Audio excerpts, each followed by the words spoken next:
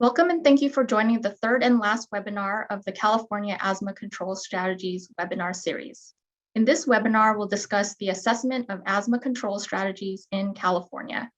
My name is Natalie Sacramento, and I am a program coordinator in the California Breathing at the California Department of Public Health. Hi, I'm Jacqueline Wong. I'm the epidemiologist with California Breathing. Hello, my name is Ashley Kissinger and I lead California Breathing. Hello, I'm Amy Smith and I'm the evaluator for California Breathing. And hello everyone, my name is Elena Peterson and I will be monitoring the chat for all of your questions and comments.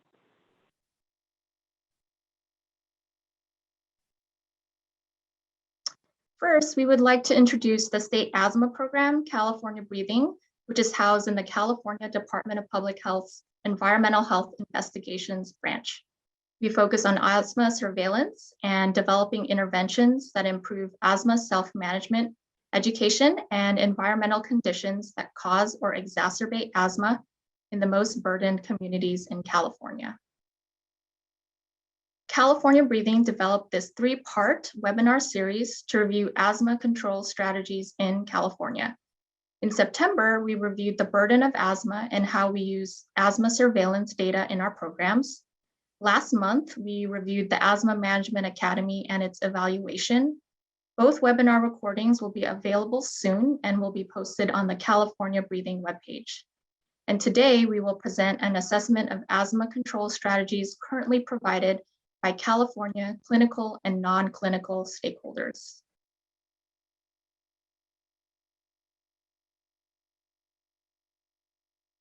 The objectives of this webinar are to, number one, present and review findings of the 2020 assessment of asthma control strategies. Number two, propose recommendations based on findings. And lastly, and very important to us, we'll gather feedback from you, the participants, on these recommendations. This information helps our program improve, so please stick around until the end so we can get your feedback. Also, please feel free to type any questions during the presentation in the chat. We'll be answering them during our question and answer sessions. Before we begin, we'd like to see who's in the virtual room with us here today and what type of organization you are from. A poll will pop up on your screen, and please fill out two questions. What is your job title, and what type of organization are you from? So we'll take a minute or two and see who's in the room with us today.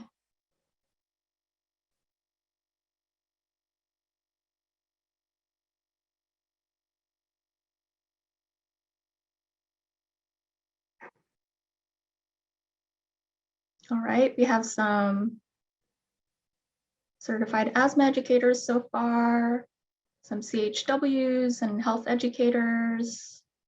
Let's see. Some licensed healthcare providers. Okay, let's wait another few seconds.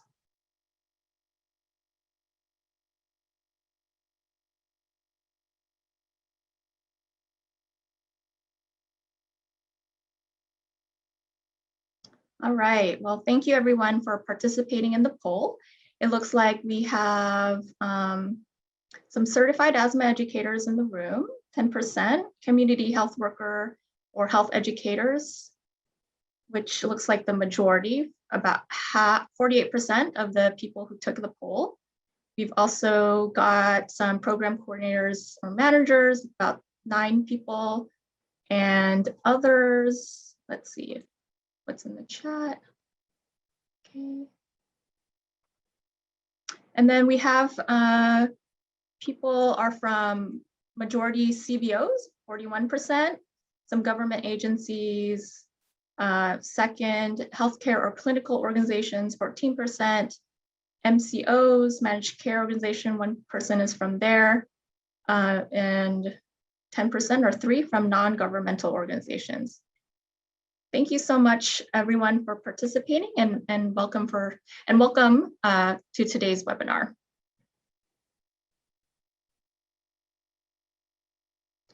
All right, so now we will start with information about the assessment of asthma control strategies in California. We conducted an assessment to determine which asthma control strategies are currently being implemented across California, identify gaps in asthma services, build evidence-based recommendations to improve asthma control. And a little bit about the assessment survey design. California Breathing designed an online survey back in October 2019. And input was gathered from CDPH's California Tobacco Control Branch, the Office of Health Equity, and from our partner, Regional Asthma Management and Prevention, also known as RAMP. After the survey was finalized, it was distributed by RAMP. And the survey included general questions about each organization's service area and priority client populations, as well as detailed questions regarding which asthma services they provide. California Breathing is funded by the Center for Disease Control and Prevention, also known as the CDC. CDC has asked grantees to develop a strategic plan for asthma control based on the Exhale strategies to guide program activities. Exhale is comprised of 6 complementary evidence-based strategies to improve asthma control and reduce healthcare costs. Exhale is intended as a resource to inform decision-making in communities, organizations, and states. Each letter in Exhale represents one strategy. E represents education on asthma self-management. X represents extinguishing smoke and secondhand smoke. H represents home visits for trigger reduction and asthma self-management education. A represents achievement of guidelines-based medical management. L represents linkages and coordination of care across settings. Lastly, E represents environmental policies or best practices to reduce asthma triggers from indoor, outdoor, and occupational sources. We use these Exhale strategies to guide us in our assessment and recommendations that we are discussing today. After making some changes in response to initial testing with 3 outside partners, RAMP distributed the survey in February 2020. The survey was sent via SurveyMonkey to over 2,000 recipients through several organizations' listservs, including our own listserv at California Breathing, and through partner organizations and coalitions such as RAMP, Community Action to Fight Asthma, or CAFA, the California Asthma Financing Group, CAF, and the California Healthy Housing Coalition, CHHC. The survey audience included staff from clinics, hospitals, or other healthcare organizations, state, county, and local government agencies, managed care organizations, community-based organizations, non-governmental organizations, and other asthma stakeholders. In addition, we prioritize stakeholders in specific geographic areas, such as the Central Valley, which is an underserved, largely rural region with high rates of asthma emergency department visits, hospitalizations, and deaths, and those from certain types of organizations, such as Medi-Cal managed care organizations, whose beneficiaries account for over half of the state's asthma emergency department visits and hospitalizations. Lastly, the survey audience was expanded by asking respondents who else or what other organizations should we talk to in your community about asthma control services, and then following up with the individuals and organizations suggested. Unfortunately, COVID-19 shutdowns occurred soon after the survey's release, likely reducing the response rate and potentially introducing bias in which organizations responded. For example, we know that local health departments were overwhelmed and forced to redirect staff to COVID-19 activities, limiting their capacity to respond. The pandemic also placed unforeseen demands on healthcare systems, likely reducing responses from organizations that provide clinical services. California Breathing had planned to conduct follow-up interviews with a subset of respondents as a second stage of the assessment to better understand barriers to implementing certain asthma control strategies. Due to the demands of the COVID-19 pandemic on all asthma stakeholders, however, The interviews were postponed and have not yet taken place. The survey was sent to over 2,000 recipients, and we received 104 responses by the close date in mid-April. The survey instructions requested that only one person respond per organization after deleting the duplicate responses from the same person, duplicate responses from the same organization, and responses that were mostly incomplete. 79 responses were analyzed. When there was more than one respondent per organization, we kept the most complete response. In terms of geography, 24 of California's 58 counties were represented among the survey responses shown on the map in light green. The largest share of respondents came from Los Angeles County, 23%, and Alameda County, 11%, highlighted in dark green.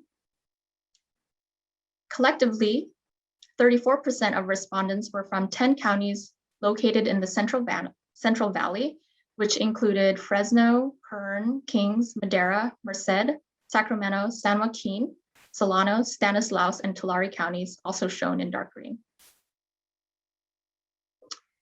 The 79 respondents represented a variety of organization types, including healthcare and clinical organizations, 32%, community-based organizations, 22%, government agencies, 18%, and managed care organizations, 11%. The remaining 17% of respondents included personnel from non-governmental organizations, school districts, staff at a mobile clinic, and a health advocate.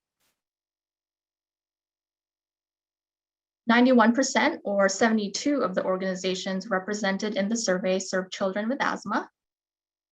And 48%, 38 of the organizations provide clinical services to asthma patients, referred to hereafter as clinical respondents or organizations. Among the 38 clinical organizations, 36 or 95% serve children.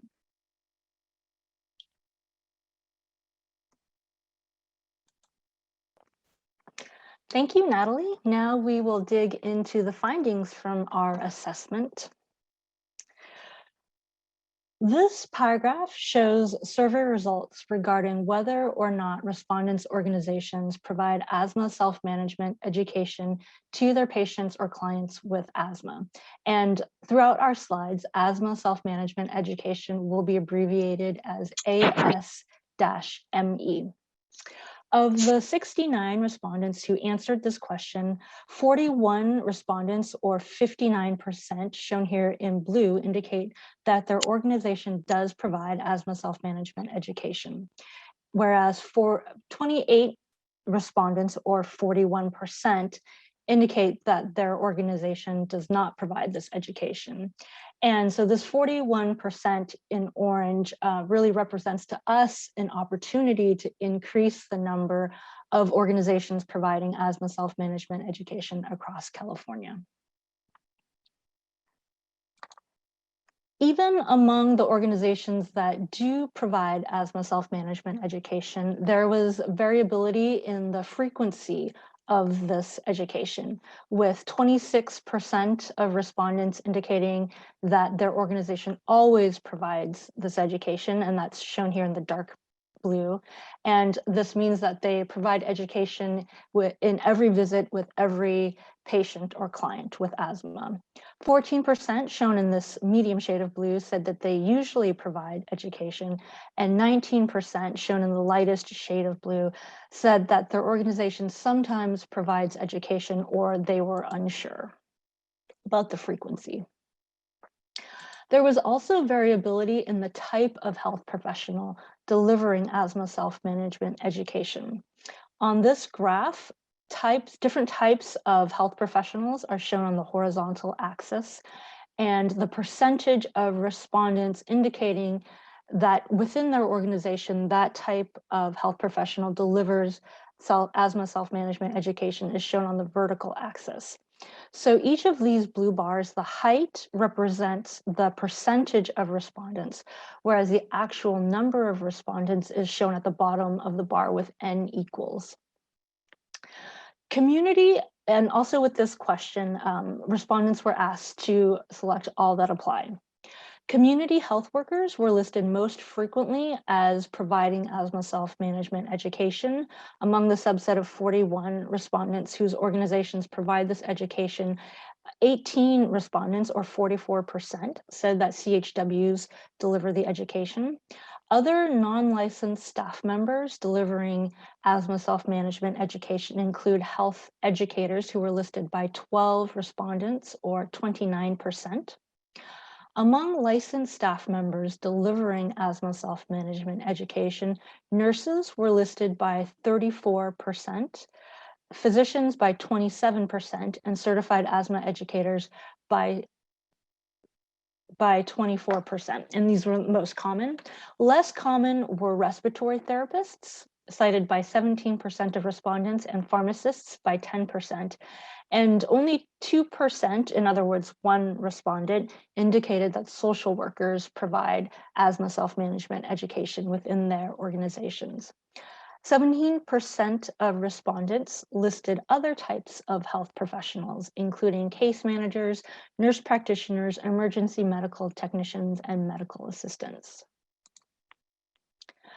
Asthma self-management education is delivered in a variety of settings. And again, for this question, respondents were asked to select all that apply.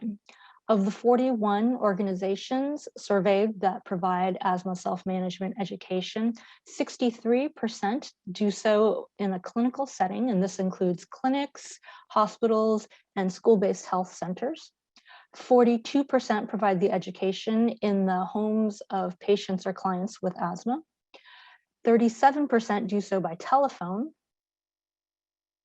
24% do so at school, and 32% indicated that their organizations deliver asthma self-management education in other settings, which included community centers, senior centers, Head Start facilities, workshops, summer camps, mobile vans, and health fairs.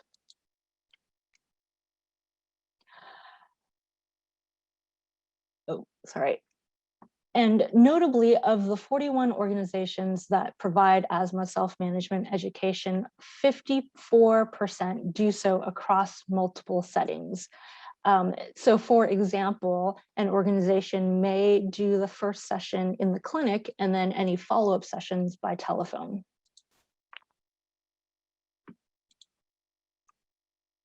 A variety of asthma self-management education tools were also reported, with all 41 organizations using more than one tool. The most frequently used tool was the Asthma Action Plan, and this was reportedly used by 93% of respondents' organizations, followed by asthma handouts at 83%.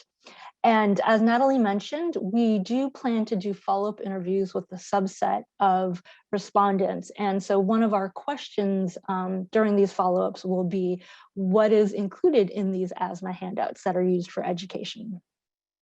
80% of organizations also use teachbacks, which, so that's when patients or clients are asked to demonstrate back what they just learned. Only 54% of organizations use the asthma control test, or ACT. And this stood out for us because we know that the asthma control test is a quick, reliable, and valid way to help determine the level of treatment needed by patients or clients with asthma. And the use of the ACT could be improved, and this is something that we'll address in the recommendations section.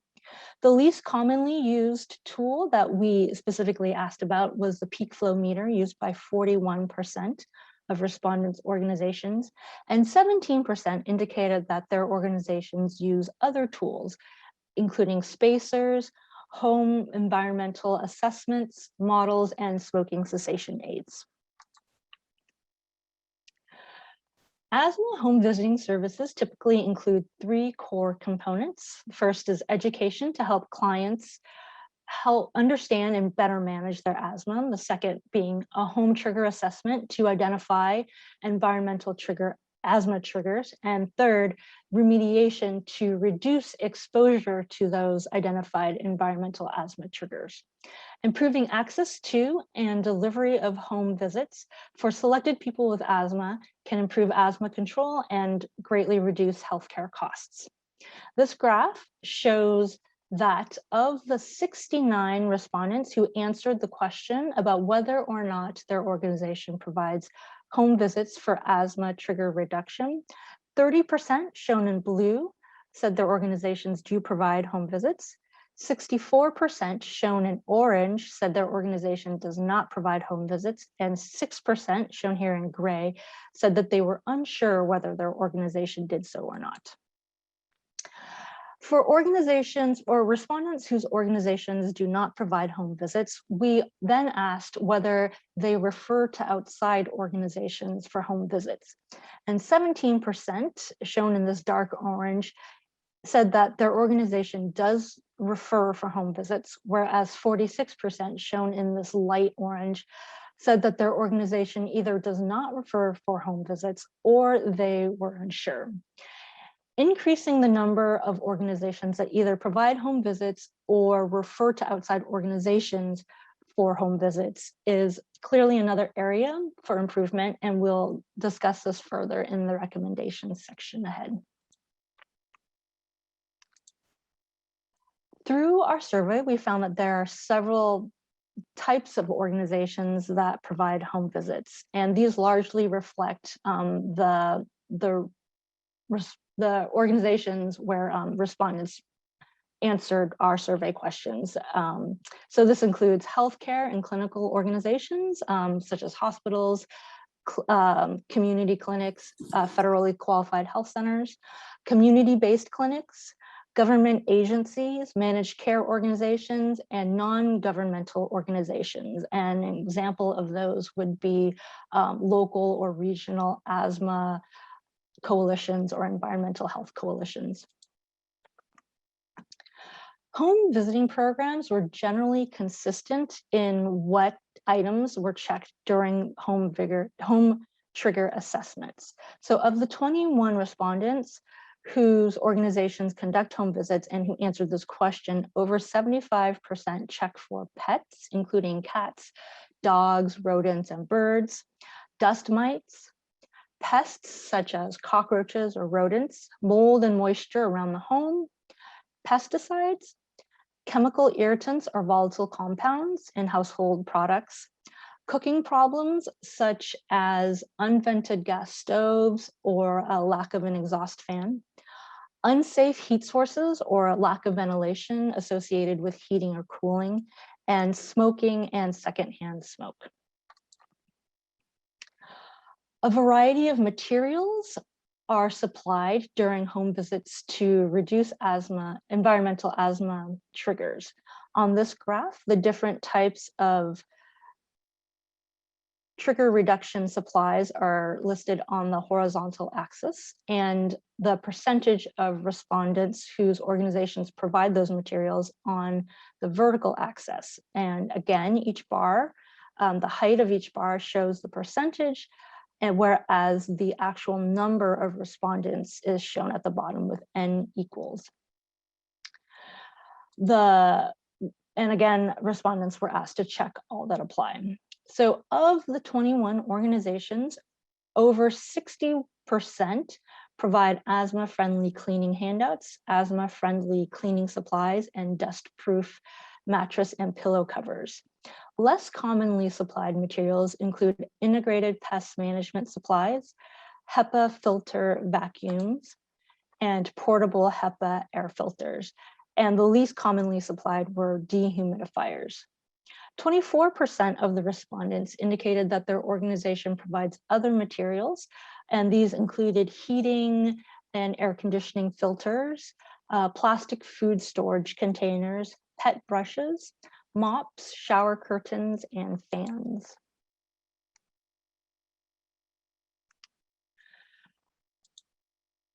"36 of the 38 clinical respondents," so again, these were the subset of respondents whose organizations offer clinical services to their patients and clients with asthma.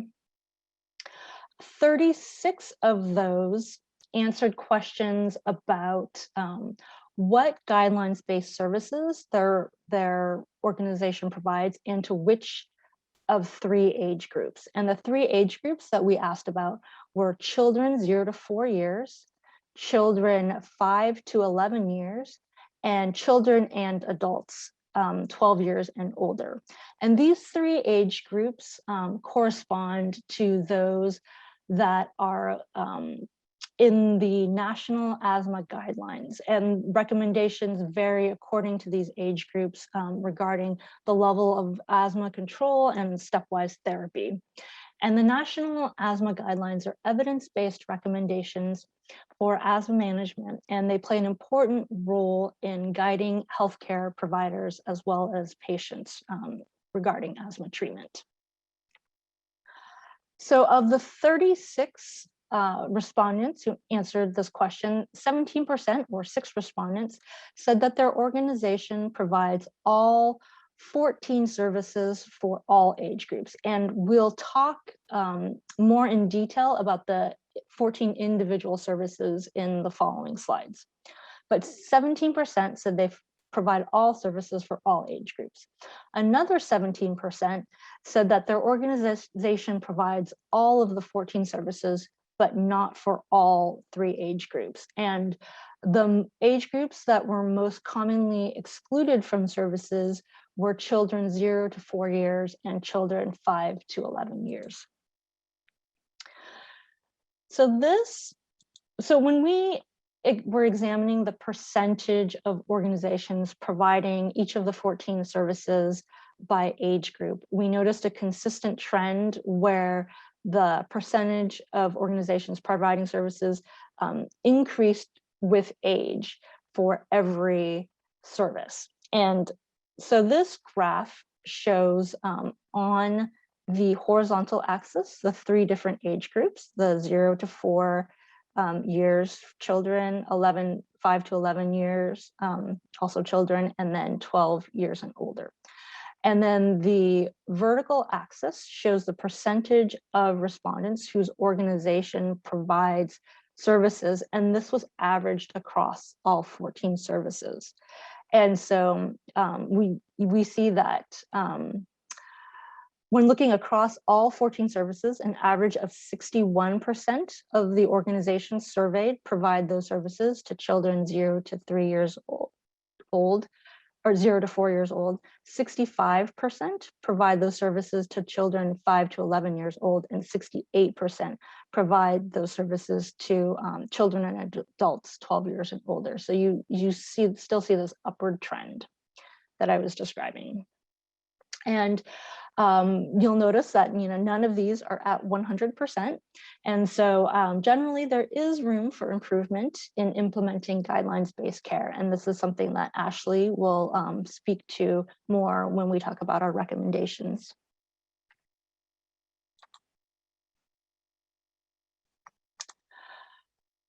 So now I'm going to talk about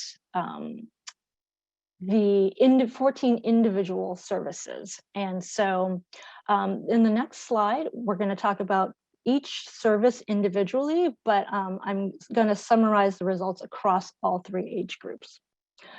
So averaged across all 3 age groups, 70 to 80% of respondents' organizations assess asthma control and monitor asthma control, provide asthma self-management education, and then also recommend ways to reduce exposure to allergens, irritants, and pollutants.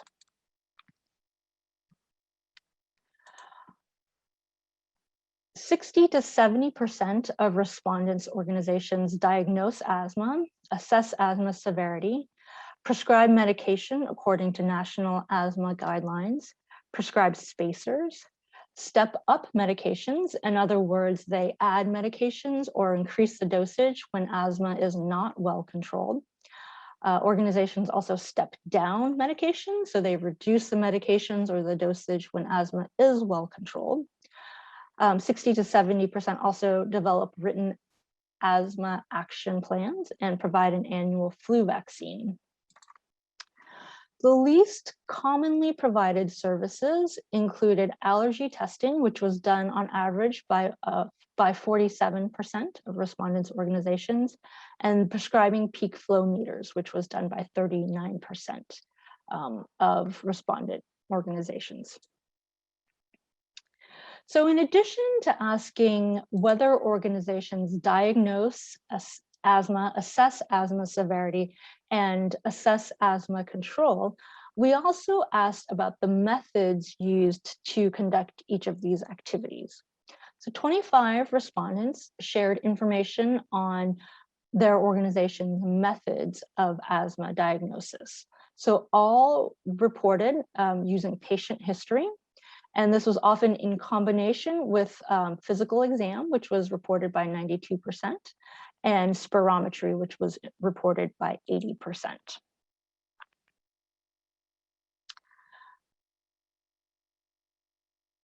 To determine asthma severity, we were able to get information from 28 respondents on this question, and all rely on current asthma symptoms, often in combination with patient history. The number of emergency asthma-related healthcare encounters, like ED visits or hospitalizations or urgent care visits, and also asthma episodes requiring oral steroids in the past year. Organizations were less likely to use physical exam. This was reported by 71% of respondents. And only 64% of respondents, or 18 individuals, indicated that their organization uses spirometry. And so this is a gap that we will talk about later in the recommendations.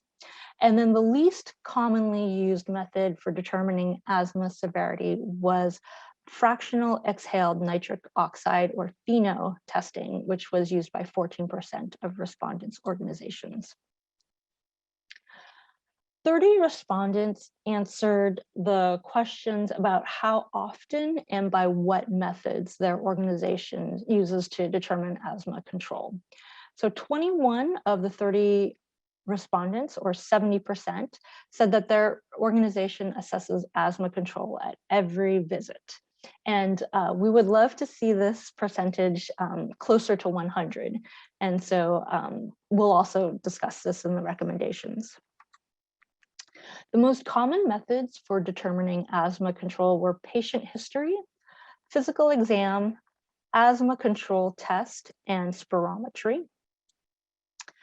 And the least common methods included peak flow meter, using pharmacy refill records, the quality of life questionnaire, and FeNO testing was used least frequently.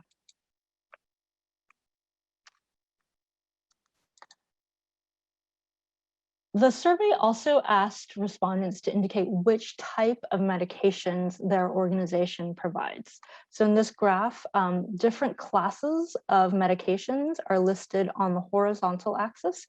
And again, we have the percentage of respondents on the vertical axis. And the height of each bar represents the percentage of respondents, and the number of respondents is down here at the bottom with N equals. So all 21 respondents who answered this question indicated that their organization prescribes short-acting beta-2 agonists. And I believe 96% reported that their organization prescribed inhaled corticosteroids, combination medications, and leukotriene modifiers. And less commonly prescribed medications included muscarinic antagonists or anticholinergics, biologics, and combination muscarinic antagonists and beta-2 agonists. And then the least commonly prescribed medications included long-acting beta-2 agonists and PDE4 inhibitors. And interestingly, respondents said that within each class of medication, The actual drug prescribed depended largely on what was covered by the patient's or client's health insurance. For people with asthma, linkages and coordination across care can improve medication adherence, reduce asthma-related emergency department visits and hospitalizations, decrease missed school and work days because of asthma, and reduce healthcare costs. 63 respondents answered our question about whether their organization makes referrals to other clinical or community service providers. And these responses highlight areas where linkages and care coordination across settings are strong, as well as areas that could use improvement. So of the 63 respondents answering this question, 84%, shown here in blue on this graph, indicate that their organization makes referrals to clinical or community service providers, whereas 16% indicated that their organization does not make these types of referrals. More specifically, in terms of clinical service providers, 40% of the 63 respondents said that their organizations refer to mental or behavioral health specialists, 35% refer to allergists, and 27% refer to schools or school-based health centers. Only 25% referred to pulmonologists, hospitals, or health plans.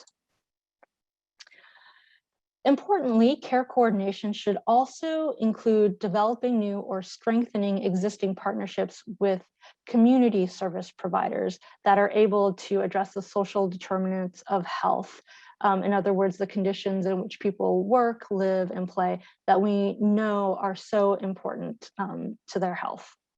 So only 1/3 of respondents said that their organizations make referrals to community service providers, including legal services at 37%, housing instability support at 37%, and home weatherization or energy efficiency services at 33%.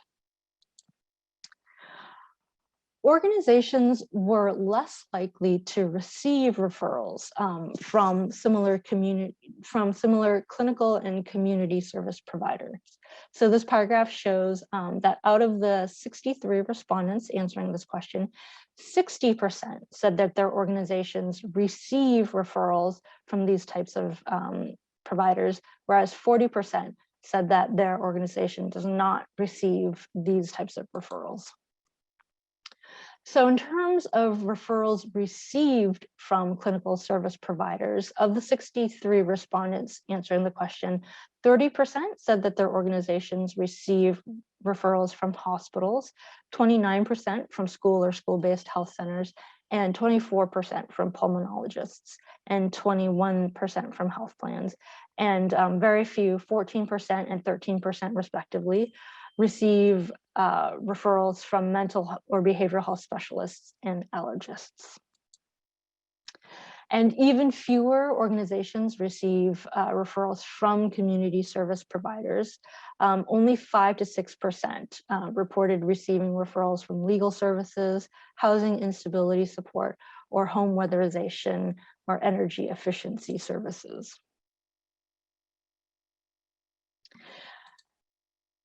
In California, coalitions are another avenue for connection between asthma stakeholders. Coalitions can be organized anywhere from the local level to the statewide level, and they provide a forum to share resources, coordinate activities, and implement collaborative efforts. Of the 62 respondents who answered the question about whether or not their organization participates in an asthma coalition, 58% said that their organization does take part in a coalition that addresses asthma. And a sample of the coalitions that were listed are shown here on this slide.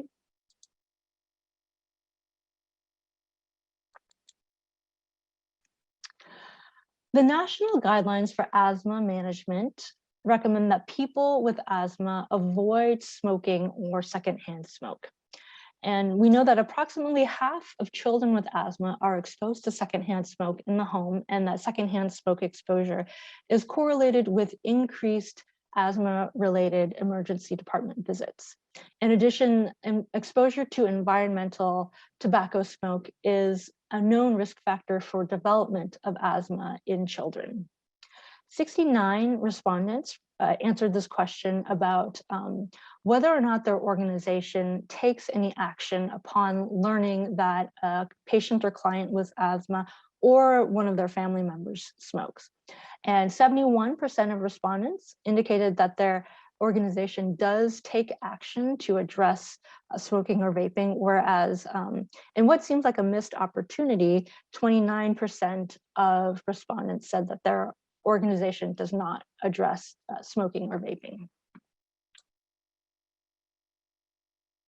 The most common actions taken to address smoking and vaping include referral to the California Smokers Helpline, also known as 1-800-NO-BUTS, advising the patient, client, or their family member to quit, educating about the effects of smoking or vaping on lung health, referring the patient or client to smoking cessation resources within the health plan, discussing nicotine replacement therapy, or also discussing non-nicotine pills or prescriptions that are meant to help with smoking cessation.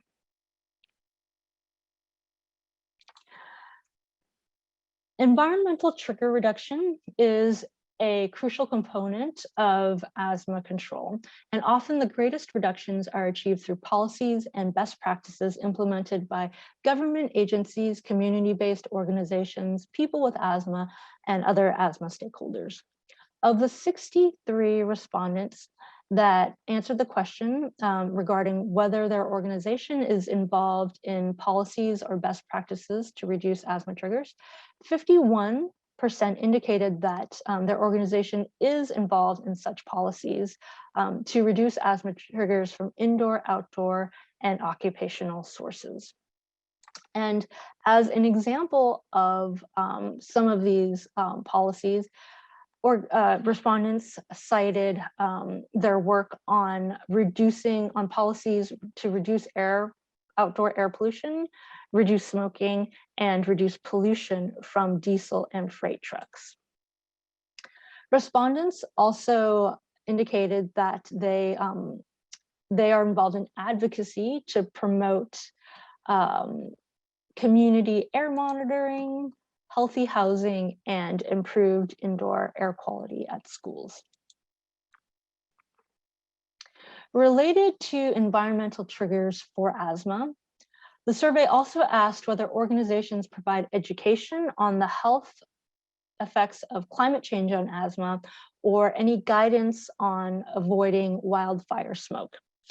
And this paragraph shows that of the 62 respondents who answered the question about whether or not their organization provides education on the impact of climate change on asthma, 39%, shown here in blue, said that their organizations do educate on the effects of climate change on asthma, whereas 61% do not provide education on this topic. Regarding wildfire smoke, of the 62 respondents who answered this question, 74%, shown here in blue, said that their organizations do provide guidance on how to avoid or minimize wildfire smoke, whereas 26%, shown here in orange, do not provide this type of guidance. The most common guidance to avoid or minimize wildfire smoke included advising people to stay indoors or minimizing trips outside of the home, reducing outdoor physical activity. So this could include outdoor exercise or yard or housework done outdoors. Staying with friends or relatives who are not impacted or who are less impacted by wildfire smoke. Using air filters or air cleaners, particularly ones that are non-ozone emitting. minimizing sources of indoor air pollution. And so this could be from frying foods, from burning candles or incense or firewood. They also recommended having food or medication on hand, presumably so that folks wouldn't need to leave the house when smoke is bad.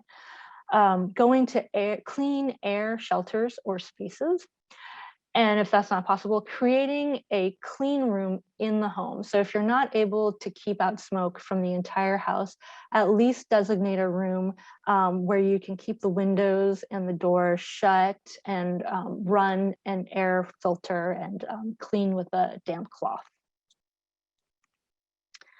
So that was a lot of information, and we'll take a break here to answer any questions that have come up regarding the design of the assessment or the results that we've just shared.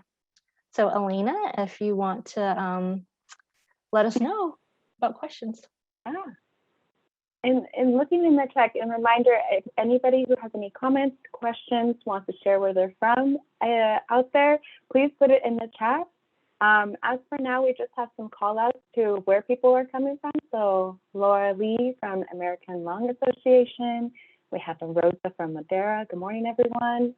But really, really impactful and beautifully presented, Jackie, for letting us know all of that beautiful data. So it'll be interesting, and I'm very interested to hear Ashley's comments on the asthma control test recommendation. So I'm looking forward to that. So we'll give the chat a minute or so, a couple seconds. And I realize that was a lot of information. It may take some time to digest. And so we will post these slides in the near future. And so folks can feel free to take a look. And if at any point you have questions, you can always reach out to us. We did get a thank you for this information. We did get a question from Laura Lee. It says, is there a link where we can access these results? So the PowerPoint will be posted. And so, and we don't have the link for that yet, but I believe that when the slides are ready for posting, we can definitely send out an email blast letting folks know the links to not only these slides, but the slides from our prior presentations as well. We also received another question that said, can you please share what some of the cleaning supplies are? So I will perhaps let Ashley answer this because I think she's more knowledgeable. Oh, okay, fantastic. Thank you, Jackie. Some of the cleaning supplies from the respondents that we've heard of, we know include kind of what we call lung-friendly or asthma-friendly cleaning supplies. So these things are like vinegar, not using harsh cleaning chemicals like 409 or pine sol, looking more at vinegar and water, easy things like baking soda, hydrogen peroxide. So cleaning supplies like that. I hope that answers your question. I hope that helps.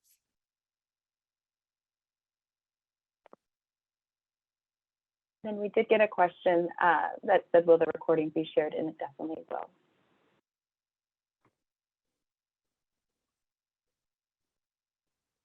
And a bunch of compliments to everybody.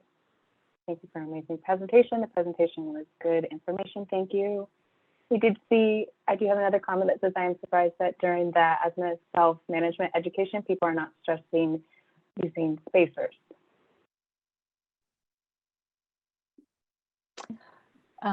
Okay, well, if there are no further questions right now, I will hand things over to Ashley to talk about the recommendations that have been developed coming out of this assessment.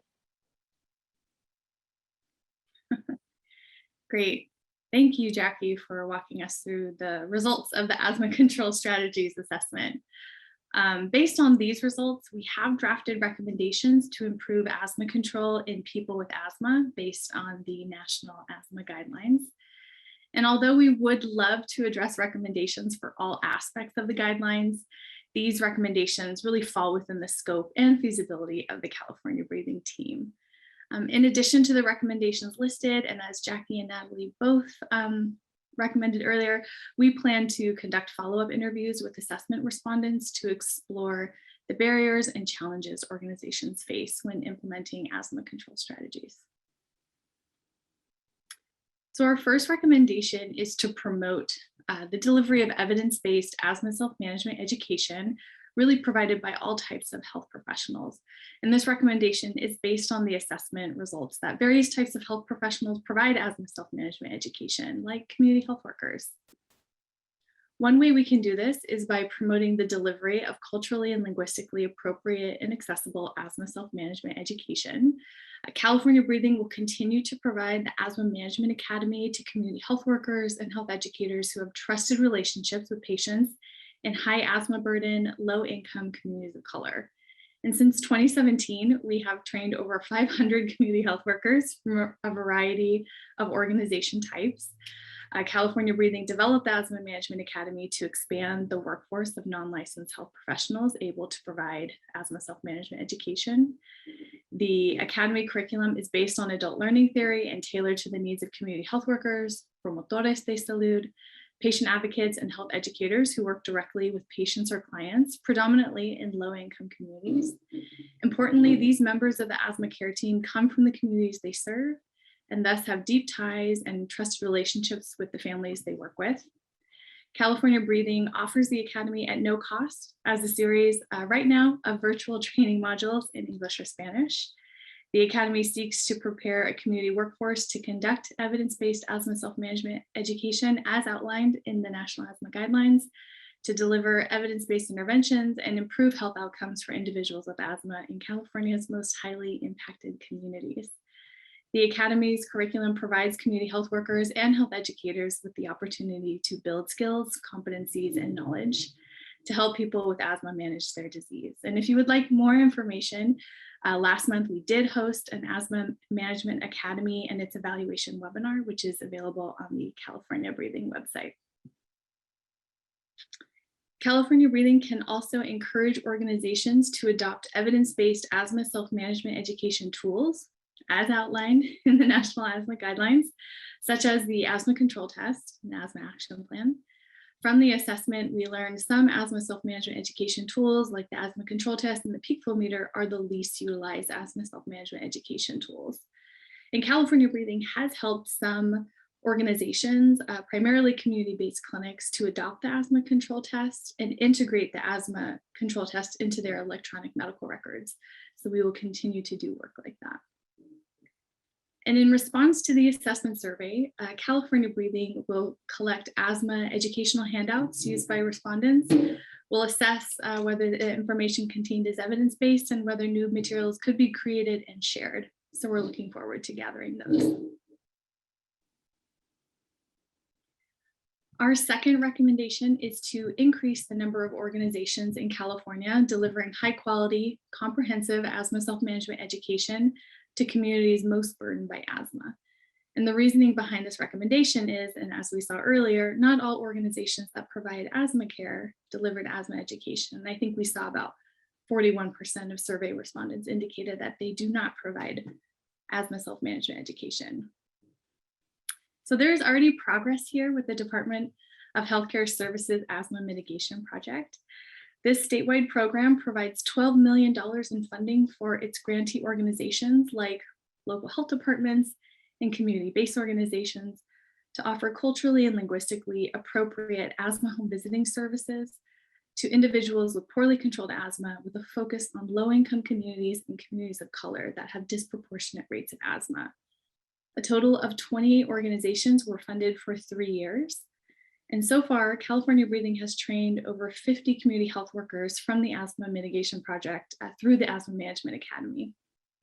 Many of the Asthma Mitigation Project partners are new to asthma, and we are happy to provide trainings to these new asthma education and home visiting programs. The third recommendation is to promote asthma home visiting. From the assessment results, we revealed that 30% of organizations that provide asthma care provide home visits for asthma. And understanding the evidence that home visits for asthma can help improve asthma control, we believe promoting the benefits and evidence of home visits is extremely important. And we see we can do this in a couple of ways. California Breathing can provide support to new and existing asthma home visiting programs through the Asthma Management Academy. There are at least 3 modules in the Asthma Management Academy that can assist home visitors, and those are learning about environmental triggers, how to conduct an environmental trigger assessment, and best practices for home visiting. We can also create linkages to asthma home visiting programs. There is the potential through the new Department of Healthcare Services, California Advancing and Innovating Medi-Cal, or CalAIM initiative. CalAIM is a multi-year initiative by DHCS to improve the quality of life and health outcomes of the population by implementing broad delivery system, program, and payment reform across the Medi-Cal program.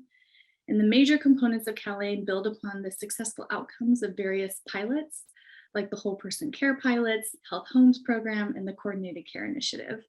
These are from previous federal waivers and will result in a better quality of life for Medi-Cal members, as well as long-term cost savings. So we can connect home visiting programs to managed care organizations, especially through the CalAIM asthma remediation community supports, previously called in lieu of services. And we recently connected a Northern California managed care organization to an asthma mitigation project organization to explore how they could provide home visits or asthma home visits for the managed care members. The fourth recommendation is to promote implementation of national asthma guidelines-based asthma care. And nearly 2/3 of the survey respondents provide national asthma guidelines-based asthma care, but showing room for improvement for more providers to adopt the national asthma guidelines. And we see we can promote the implementation of guidelines-based asthma care through a couple of ways. First is promoting the national asthma guidelines to healthcare providers. In the past year, we have trained a cohort of medical students on the national asthma guidelines and how to implement these guidelines to provide asthma care. We also have plans to provide a national asthma guidelines webinar for healthcare, specifically for healthcare providers. And this would be facilitated by a physician from the Los Angeles Breathmobile program. We can also do this by promoting the use of spirometry to diagnose asthma and to annually assess asthma severity. While the assessment results were promising for spirometry, 80% of those providing clinical service utilize spirometry to diagnose asthma. About 60% use spirometry to determine asthma severity on an ongoing basis. So we plan to conduct follow-up interviews with some of the respondents to understand what the barriers are to implementing national asthma guidelines-based asthma care, especially around spirometry. But we will also promote the use of spirometry to diagnose and assess asthma by training healthcare professionals to conduct spirometry. In the past year, we also trained these medical students on how to conduct spirometry for diagnosis and severity of asthma. These medical students will do their residencies at community clinics in the Central Valley. And we're also working with these community clinics to provide spirometers and integrate spirometry into their daily practices with the hope that all the clinical providers there will utilize spirometry for asthma diagnosis and severity. We will also promote best practices like the Northeast Valley Healthcare Corporation spirometry model. They are located in the San Fernando Valley in Los Angeles County. Northeast Valley utilizes community health workers, or also called asthma coordinators, to conduct spirometry for all of their asthma patients. And lastly, we can promote implementation of guidelines-based asthma care through promoting frequent monitoring of asthma control. And from the assessment, we found that about 70% reported that their organization assesses control at every visit. Since we know that asthma is episodic and can change drastically with the seasons, we will promote frequent monitoring of asthma control, ideally at every visit, with our clinical and non-clinical partners. The next recommendation is to promote linkages to asthma care. From the survey, we revisit that 16% of respondents indicated that they do not make any referrals to the listed clinical or community services, and 40% reported receiving no referrals from those sources. So this is an opportunity to improve the referral pathways between asthma stakeholders. And we can promote linkages to asthma care in several ways. First, we can support overall coordinated care programs for people with asthma. So California Breathing will promote facilitating linkages within the healthcare system, including with asthma care specialists. And we know that coordinated care can lead to improved asthma control and reduced healthcare costs. We will support coordinated care programs for people with asthma like CalAIM to improve quality of life for disproportionately impacted people with asthma. And CalAIM is an excellent opportunity for managed care organizations to provide asthma remediation services. We know that nearly 30 managed care organizations have opted into the asthma remediation community supports through CalAIM, which would allow managed care organizations to partner with asthma home visiting programs to provide minor to moderate environmental remediation to their members. And as I mentioned earlier, California Breathing has connected some managed care organizations to local asthma home visiting programs in their service area to explore possible partnerships to provide asthma remediation services. And California Breathing will continue to support coordinated care programs and provide technical assistance to partners as needed. We can also promote health education in team-based asthma care. California Breathing will continue to promote asthma self-management education into team-based care through the Asthma Management Academy. And we especially promote delivering asthma self-management education as outlined in the National Asthma Guidelines in our conversations with partner organizations leading up to their participation in the Asthma Management Academy. And lastly, we can promote linkages between asthma stakeholders and community and social service programs. California Breathing can promote linkages like referrals to tobacco cessation or healthy housing resources to organizations that provide asthma services that are not currently making these types of referrals. Referrals to tobacco cessation are especially important because, as we learned from the assessment, about 30% of the respondents take no action when encountering someone with asthma that smokes. So for example, we can refer organizations to the California Smokers Helpline or 1-800-NO-BUTTS, who provide tobacco cessation services and tailored resources to communities throughout California. Great. And the last recommendation is to promote environmental policies and best practices related to asthma. California Breathing can best do this by supporting statewide networks and coalitions focused on environmental policies and best practices who can convene diverse asthma stakeholders from many geographic regions. And from the survey, we learned that more than half of the respondents were connected to asthma coalitions or different environmental groups, which is very encouraging. So California Breathing can continue to support these types of coalitions. And in the past, we've been able to support statewide coalitions like the California Healthy Housing Coalition, Community Action to Fight Asthma, and California Asthma Financing, and local coalitions like the Stanislaus County Asthma Coalition and the Asthma Coalition of Los Angeles County. California Breathing can also promote education and resources of how climate change affects people with asthma, especially as California is experiencing more extreme temperatures and wildfires, which are known asthma triggers. We saw in the assessment that about 60% of respondents did not provide education on impacts of climate change on asthma. And with our partners, the Office of Health Equity through the California Department of Public Health, we can leverage evidence-based resources and promote those to our clinical and non-clinical partners.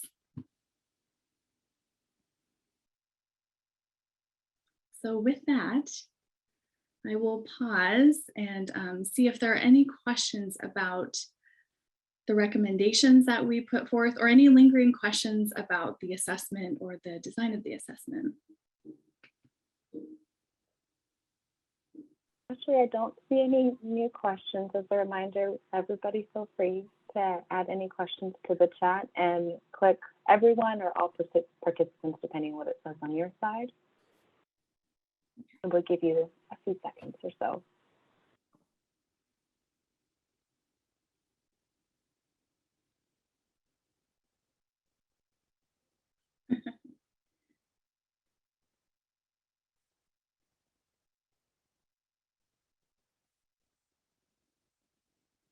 think that just means your recommendations were very clearly presented, Ashley.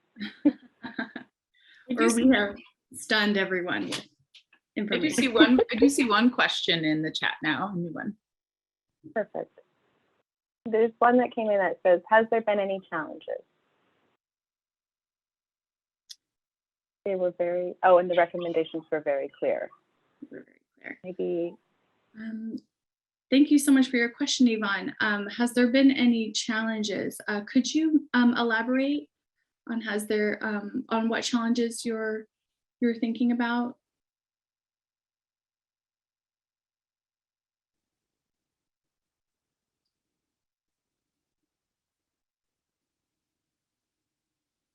With implementation. but with implementation.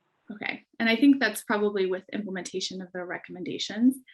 So thus far, we have, these are plans or these are recommendations that, these are plans or recommendations for asthma stakeholders across California.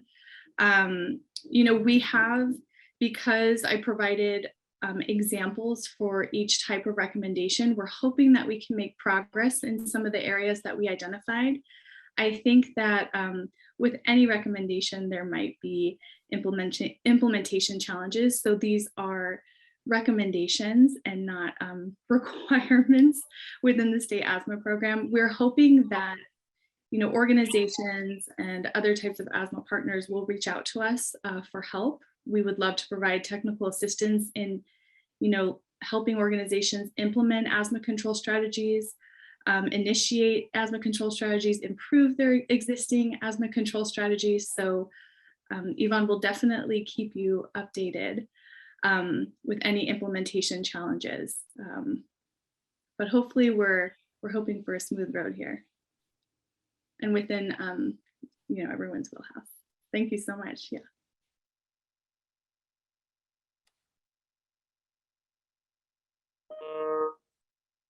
We did get another question that says, did any of your survey questions or recommendations pertain to virtual home visits and virtual education? Great question. Laura, thank you so much for your question. And Jackie, please feel free to jump in, but I will try and answer this on my own first. When we drafted the assessment questions, we drafted them in October of 2019. And then we sent out the survey in early 2020. So we did not have virtual home visits or virtual education in mind. I think going back, we probably would have, since that has drastically changed during the COVID pandemic. We now know that so many organizations are now implementing virtual home visits and virtual education. So that definitely is a gap or something that we didn't really consider prior to the COVID pandemic. So if we do something like this again, we would definitely include a survey question like that. Jackie, do you have anything else to add? I mean, that pretty much summarizes it. The survey was developed before COVID shutdowns took place. And so it was not initially a consideration in this survey, but it is something that we could ask more about during our follow-up interviews, because we know that a lot of organizations have had to pivot to virtual home visits. Exactly. Laura, I hope that answers your question. Thanks for that.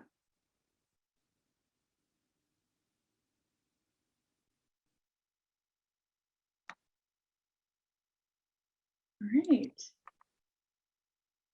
I don't know that I see any other questions, comments, or suggestions. Thank you, everyone, for tuning in thus far. I will pass it over to Amy now.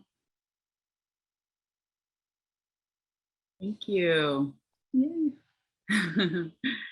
So now is our chance to hear more from all of you. We're going to have a discussion, and we would just love to hear your feedback about the assessment and the recommendations for asthma control strategies in California.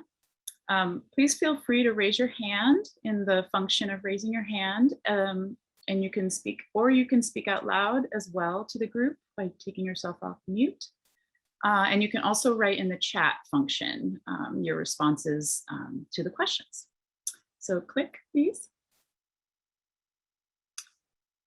So the first question we have is, what are your overall impressions of the assessment findings?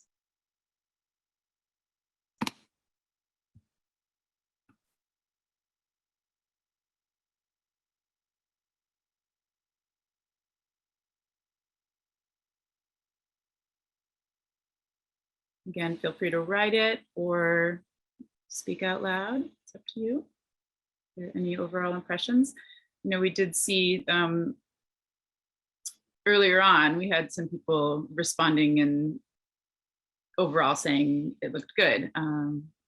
Were there any things, like, for example, anything that was particularly surprising in the results? I know one person mentioned the spacer use was low, and as one surprising thing. Anything else like that that people noticed that was surprising?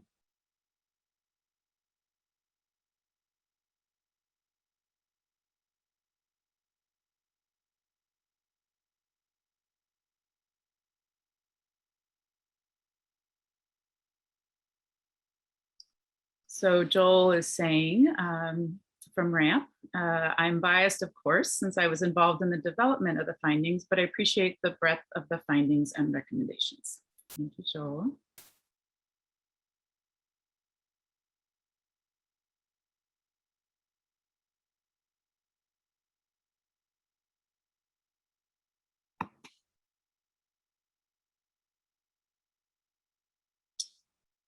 All right. Any other surprising things people saw but didn't expect to see? Just want to give people a minute. I know it's a lot of information to digest. We have time.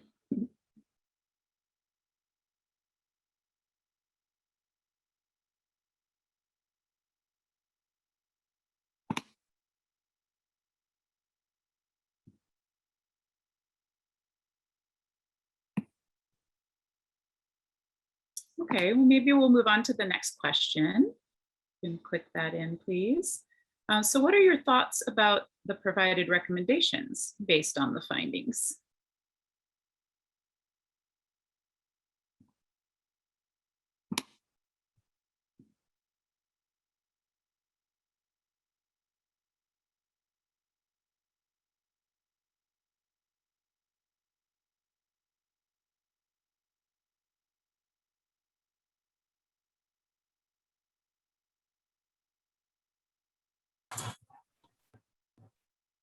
Yes, Ilma, are you wanting to speak up? Nope, okay, back on mute.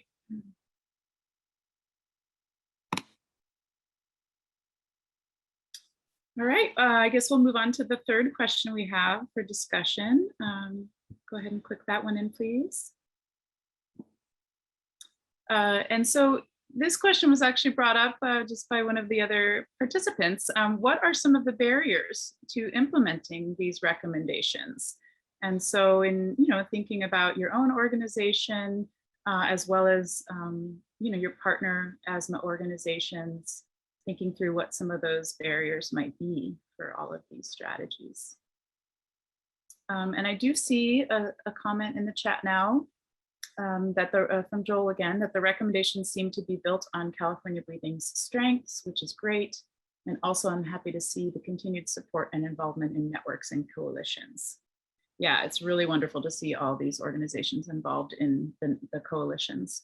We know that it's much better to not reinvent the wheel and to partner and work together, both on program implementation as well as policy. So any barriers that people can think of in looking at these recommendations that might come up for folks?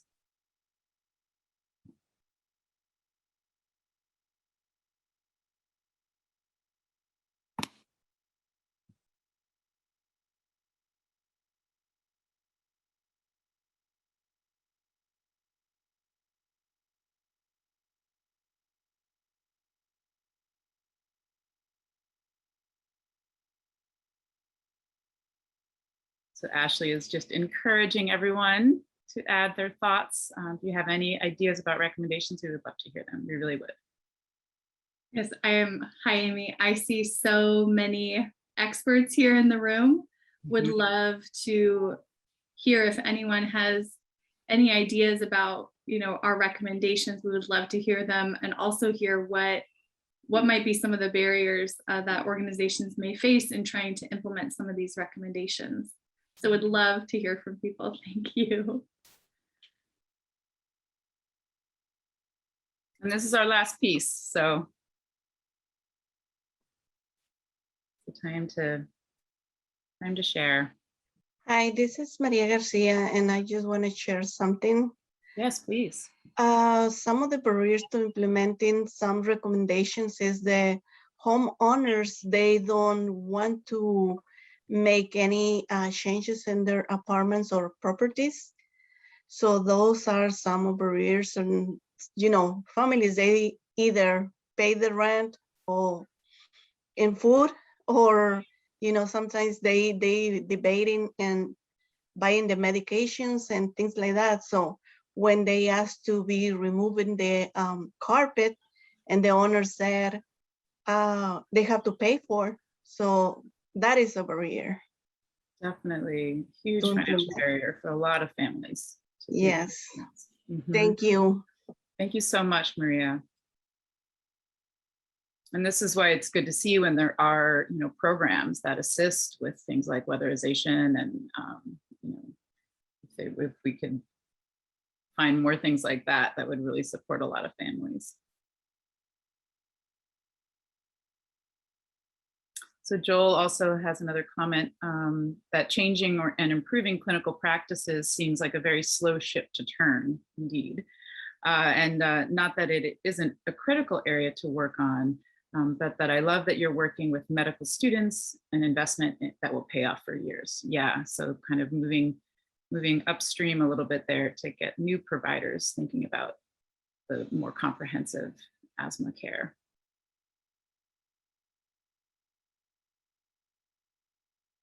Okay, I see a hand. Yvonne Isaac, would you like to speak out loud? You can go ahead and unmute. Hi, this is Yvonne from Nexus Youth and Family Services. And I just wanted, I wanted to hear what the barriers of other, programs have been. I'm gonna go ahead and, open my camera as well.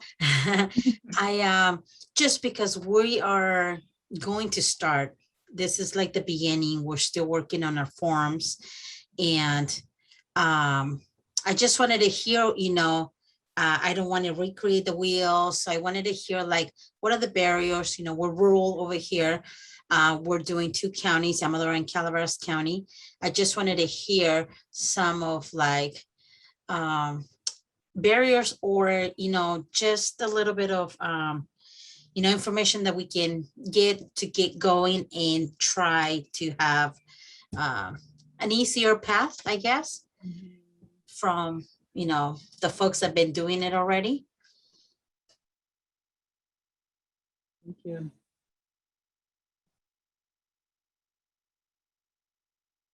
So Ashley's asking if there are any asthma programs that would like to respond to Yvonne's question. It's a great question.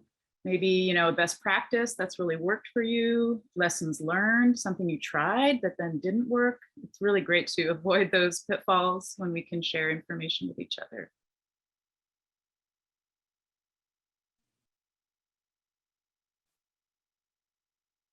I know some staff from Lubbock are on. Anyone from Lubbock, would you like to start or open up the comment section? Any barriers? Nexus, Yvonne, I'm so glad that you're on. Thank you so much for coming. We love that new asthma home visiting programs are here. Yeah, Lubbock, would you like to, as a existing asthma home visiting program, would you like to follow up?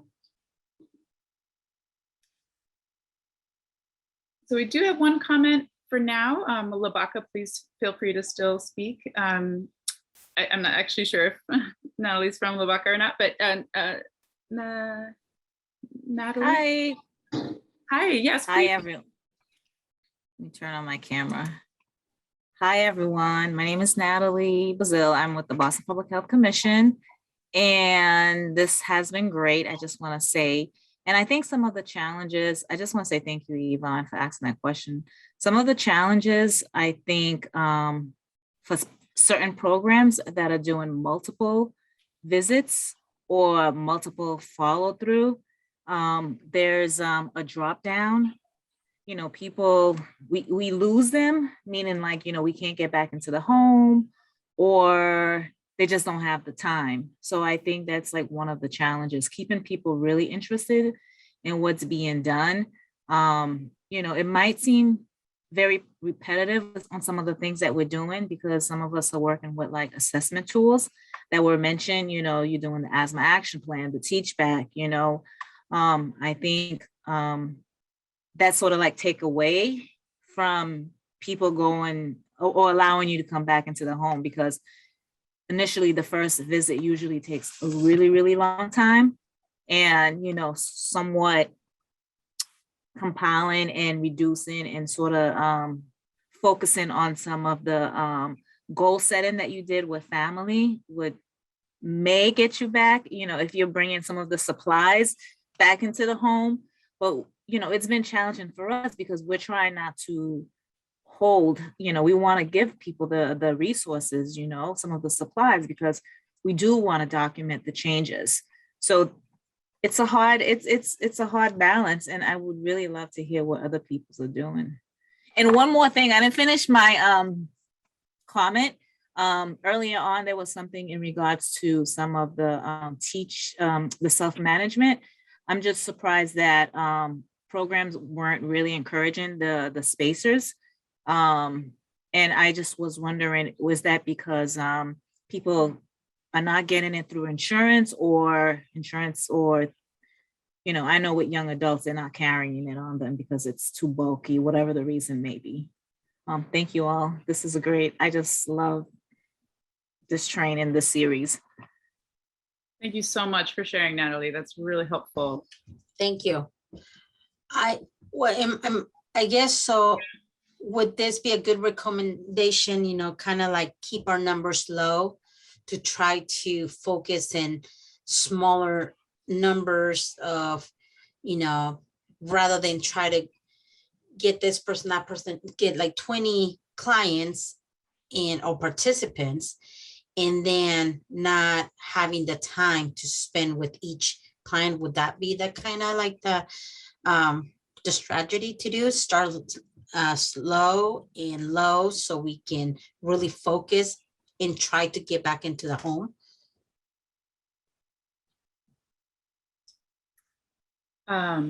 Anybody who is working in an asthma program want to respond with your thoughts on that to Yvonne? This is Maria Garcia again from La Baca. Yes, please. Yeah, what I want to say is, you know, the first thing you need to do is have the, oh God, I forget the word. But, you know, like the trust from the families, because if you don't have the trust from the families, they're not going to allow you to continue with the program. So you need to let them know that you are there to help, not to judge. And whatever needs they need, you're going to be helping and linking to another programs. And, you know, some families, they get shy because the house is not well clean. And you need to say, you know, like you there to help, to remediate that, not to judge how the house is. And just winning the trust from the family, you're gonna complete the program. And to be honest and to use the words you better to communicate with the dependent and the ethnicity, because, you know, like maybe you say something is gonna be offensive for someone and you thinking it's not. So just be prepared, you know, like how you're gonna communicate with each family depending on the ethnicity. And they will allow you to continue and finish the program. yes, there is some barriers with the families, but you know, if you win the trust, you practically you're gonna end the program with the family, and you're gonna have you the information you need, and also the family is gonna have the information they you know wanting to have, because sometimes there is a miscommunication with the primary care doctor. And you know, when you're teaching about the medication or how to clean the house with less chemicals, probably they understand better from someone is talking in the same level of communication than someone is like probably is a professional, but they don't know how to communicate with those families. Yeah, so I hope I say something that help you. Thank you. You're welcome. Thank you so much, Maria. That's really great advice.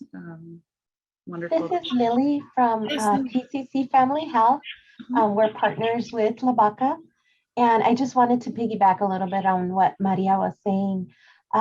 So she said something important that, you know, sometimes families are going through things, and that's what makes it difficult for them to continue the engagement.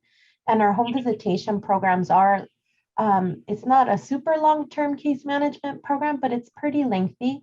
And it is difficult sometimes for families that have different social determinants of health going on for them to prioritize even their own health when there's certainly things that are very urgent, like housing or safety issues in the home and other things going on.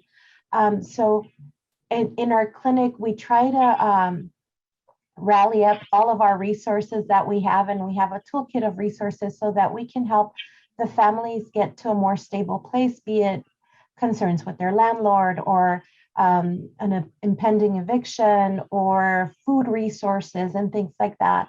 And this actually helps incentivize families and bring them to a place where they're a little bit less worried about, you know, their food access, or they're feeling a little bit more stable in their home, to where it actually does open up a little bit more trust, and it helps them to be able to focus on their health a little bit more. So I don't know if that helps, but also with the new streams of funding that are being developed through the state, through in lieu of services, hopefully that'll help some of our teams at other clinics be able to fund some of the incentives and other items that are much needed to keep the families engaged. Thank you so much, Lily. Again, really great resources, great experience, and I'm really happy that people can make these connections and share the learnings and resources.